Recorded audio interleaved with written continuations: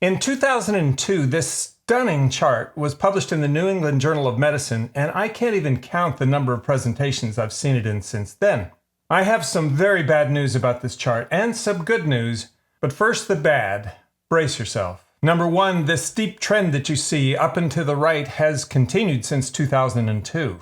Ugh, it's heartbreaking. Number two, you could add more dreaded diseases like autism, Parkinson's, and Alzheimer's, and they too would follow the same trend. Here's Harvard Medical School professor Dr. Fasano just on autism. And we went in 30 years, only in 30 years, from 1 in 5,000 to 1 in 68.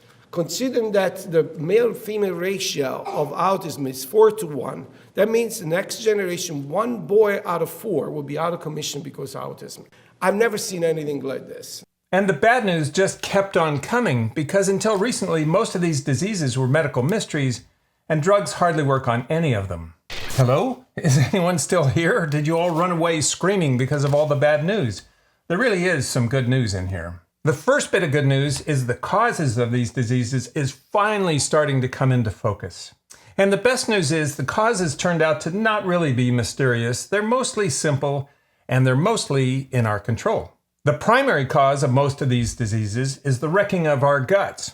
And unlike Vegas, what happens in our guts doesn't stay in the guts. It goes to our brains, our nerves, our internal organs. The great heroes of our guts are microbes, which have hitched a ride on the human bus, and ironically, they terrify us. So we do everything in our power to kill them all. But we can bring them back, mostly, so you too can have friends in low places. So the big questions are, how do we wipe them out, and how can we bring them back? Do probiotics work? Does yogurt work? That would be good news. The actual mechanism our gut microbes use to save us is a topic for another episode, but the overriding point is the greater the diversity of gut microbes, the safer we are. Think of our gut microbes as your own beautiful and fascinating personal rainforest with huge trees with canopies and ferns underneath and butterflies and caterpillars and monkeys in the trees, most of them essential species to keep that rainforest healthy. Here are the big 3 items that affect the diversity of our gut microbes in no particular order. Number 1, antibiotics. That terrifying chart that I showed in the beginning was right next to another chart for the same time period showing one of the greatest advances in all of medicine, the fall of infectious diseases. Given these charts covering the exact same time period from 1950 to 2000, it was reasonable to ask if what caused the fall of these infectious diseases was also related to the rise of these immune disorders. Could it be vaccines and antibiotics that conquered these infectious diseases? In the case of antibiotics, the answer seems to be yes. Here's an absolutely fascinating book by Marty Blaser. Dr. Blaser describes a very common scenario that unfolds in doctors' offices every day. A mother brings in her young infant with an earache and asks for an antibiotic. The doctor responds, well, there's an 80% chance it's a viral infection, in which case antibiotics won't work and may even harm the child. But the mother legitimately wonders about that other 20% and wants the best for her child and pressures the doctor into writing the prescription. The doctor can't know for sure what caused the infection because test results take too long to come back, and she doesn't want to upset her patient, so she writes the prescription. Here's the thing, due to the uncertainty of what's causing the ear infection, it's probably a broad-spectrum antibiotic which wipes everything out. That's a little like finding wasps in your personal rainforest and lighting the forest on fire to get rid of the wasps. The mother has no way to make the trade-off between helping the earache and possibly predisposing her child to asthma or Crohn's disease later on. But if Marty Blaser's hypothesis is right, that's exactly the trade-off she's making. There isn't a single doctor or scientist in the world that I know that opposes the use of antibiotics when they're really needed. They're miracle drugs. The concern is the overprescription of the drugs and feeding them to farm animals indiscriminately to fatten them up. Here's the thing, a course of antibiotics reduces your gut diversity, which in turn reduces your immunity, which in turn predisposes you to more diseases, which in turn predisposes you to need more courses of antibiotics. This downward spiral can sometimes continue and lead to a terrible infection of a bacteria like C. diff, which is antibiotic resistant. And then the only way to recover is to get a transplant of your neighbor's fabulous poop. That's a separate episode. You know you don't want to miss that one. To the doctors who just freaked out about me joking about your neighbor's poop, I'm kidding. You need better poop than that. It needs to be screened for infectious diseases and things like that. Currently, the FDA regulates poop as a drug, only approved for C. diff infections. But there are a lot of desperate patients who have Crohn's or colitis who want to try it. They'll try anything. And so it's become a DIY, do-it-yourself thing to try at home. That's a different episode. There's a wonderful and fascinating book by Rob Dunn about the microbes in our homes and how they get into everything, every extreme environment, our hot water heater, our shower heads, and so on. But I did a science experiment and found a place where they can't get. Twinkies, foods we eat every day. Imagine putting that into your child's gut and seeing what happens. And that brings me to the second thing that has an enormous influence on our friends in low places: the foods that we feed them. It turns out the best microbe food you can buy are whole plant foods filled with fiber. We can't digest the fiber, so it passes into our gut where gut microbes, the good ones, thrive on them. When they digest them, they turn them into life-saving, brain-protecting goodness that you can't get from any pill or piece of chicken. The scientists who specialize in the gut microbiome say it's the variety of fibers that really matters.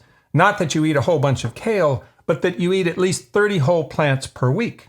It's so funny to me that we have these two parallel universes. We have all these distinguished scientists who study the microbiome, and we have all these distinguished doctors and scientists who study diet and nutrition and longevity.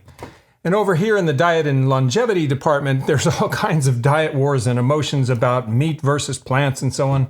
The microbiologists just say, plants, it's the whole plant fiber. That's the science. Deal with it. That does jive with the vast amount of data we have that the longest-lived people in the world eat a lot of plants, either through the Mediterranean diet, or the Seventh-day Adventists who try to eat as little meat as possible, or the whole plant food vegans. It turns out fiber is a carbohydrate, which is bad news for the low-carb dieters, and it explains why we don't see the good mortality numbers with, say, keto dieters. If you just do a Google search on keto and mortality, you'll see what I mean. But in America, 60% of our calories come from refined foods like sugar and white flour and the oils, which have no fiber. What's a friendly neighborhood microbe to do? Starve to death?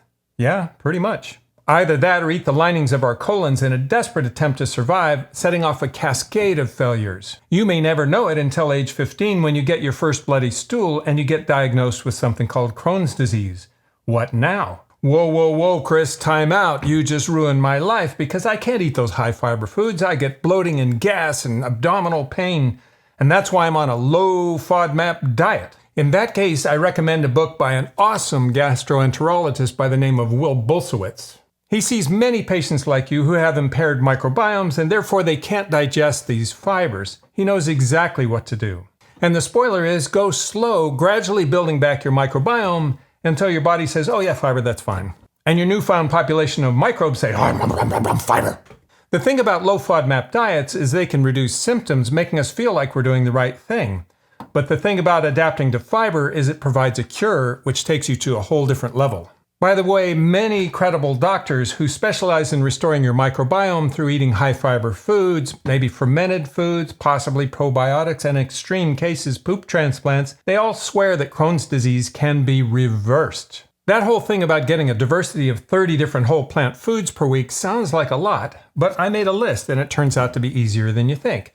For example, our favorite snack cracker from Costco, reading the ingredients, it has 9 whole plant foods and 0 microbial agents. Brown rice, quinoa, pumpkin seeds. Whereas this one has 0 whole plant foods and 9 antimicrobial agents disguised in complex chemical terms. What is this stuff?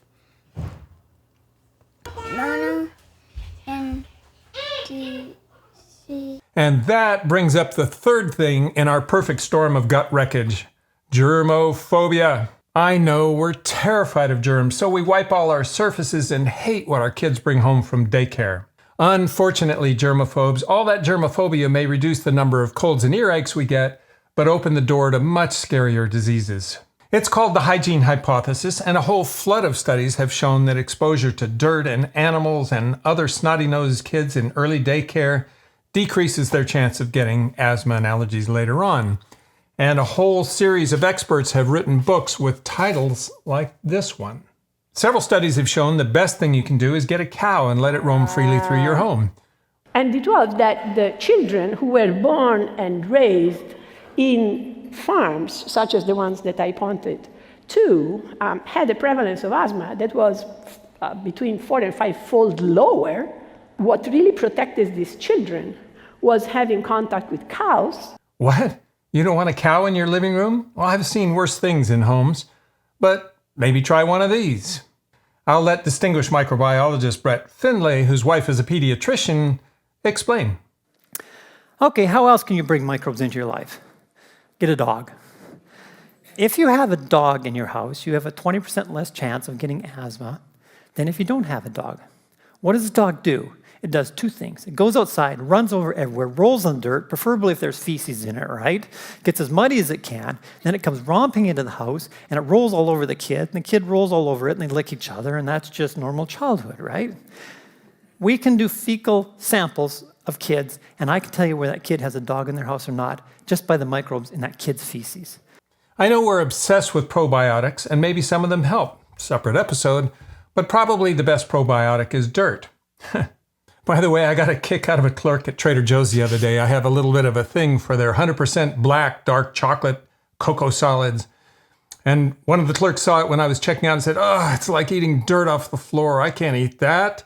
Well, some of our little grandkids are a little bit the same way. They'll eat the dirt, but they won't touch the dark chocolate. And that arrangement is fine with me. Some of you are probably wondering, is this guy really going to end without talking about the ultimate super probiotic that we all want to know about? Poop transplants actually have a fascinating history that I'll tell in another episode that involves camels and horses and cows. But in the meantime, there's been an advance in them, and I'll let microbiologist Tim Spector tell you about it. Now, if all this has failed and you can't work out how to improve, these tablets might be the thing for you. They're frozen poo tablets, and you just have to have about 15 of them, and you get a total makeover. All right? The Americans call them crapsules. They're always very good with the short, snappy phrases. So when you talk about poop transplants, C. diff is the bacterial infection that people talk about. You typically get it when you get a heavy course of antibiotics if you're older in a hospital. And it's over 90% effective within a day to do a poop transplant. We don't know as much about the other diseases, except it's not as easy and it doesn't happen in a day. But there are hundreds of studies going on right now to study the effects on autism and Crohn's and so on, and they're looking quite encouraging. We don't even know many stories because apparently a lot of people are doing it at home because they're desperate and they're using enema kits. You sometimes hear them say on social media or as guests on podcasts, "Wow, it worked for me. It was gross, but it changed my life." I think a lot of those people will be very happy if crapsules eventually become mainstream. But in the meantime, even if you do a successful poop transplant, bad things will come back again unless we start eating things like apples. Benjamin Franklin was right. An apple a day, 30 whole plants a week, keeps the doctor away. Thank you for watching. If you like this, even if you're a little grossed out, please like and subscribe, and I'll see you on the next one.